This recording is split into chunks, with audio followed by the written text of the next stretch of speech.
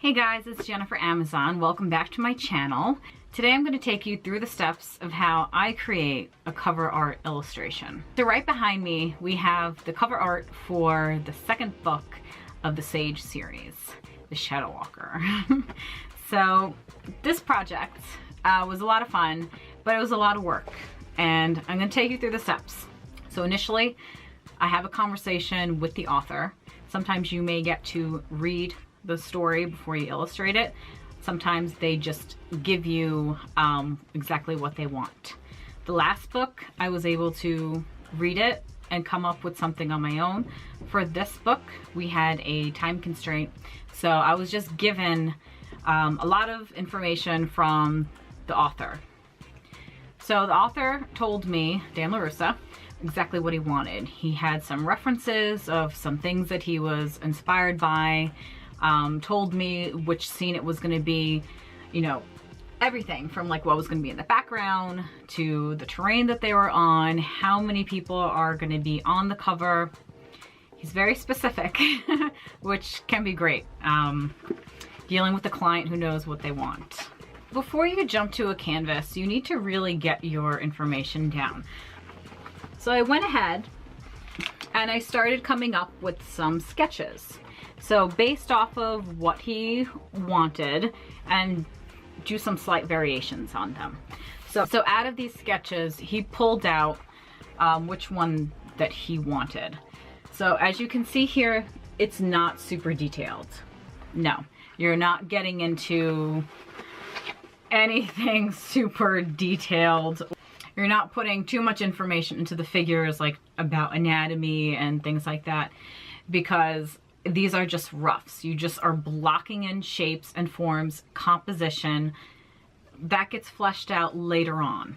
So once I did that, I then started playing with some color roughs. This is all watercolor, and it's all about essentially what sort of colors, what kind of palette did I want to use for this. And again, went through the approval of my boss.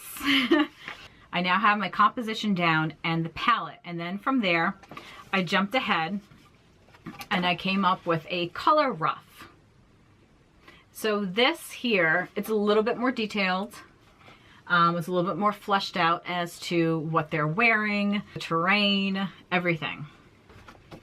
Then I went ahead and I put together references, either photographs of people, models that I had, and I did a composite through Photoshop so I could really get the anatomy down and perspective.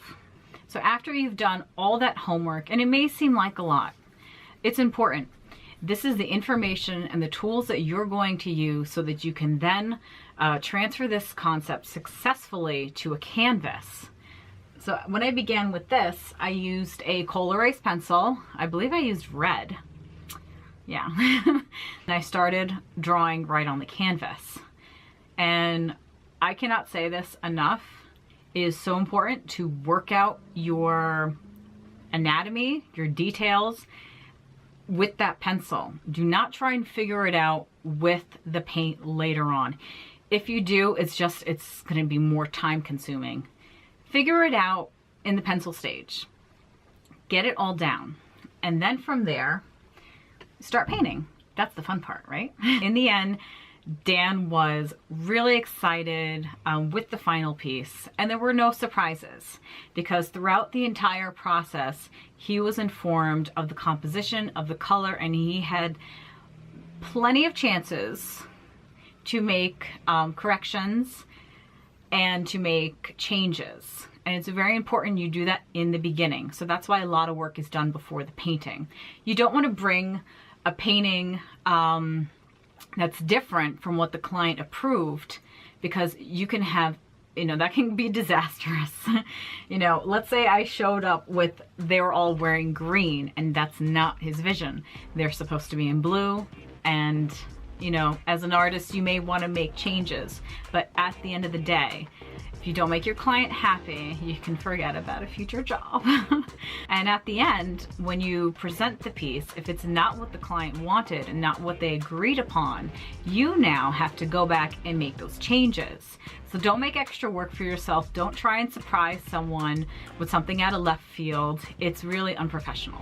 And if you do have suggestions to what you feel would make it a stronger piece, do that in the beginning. You know, do that before you present the final. Always be open and ready for communication and be available.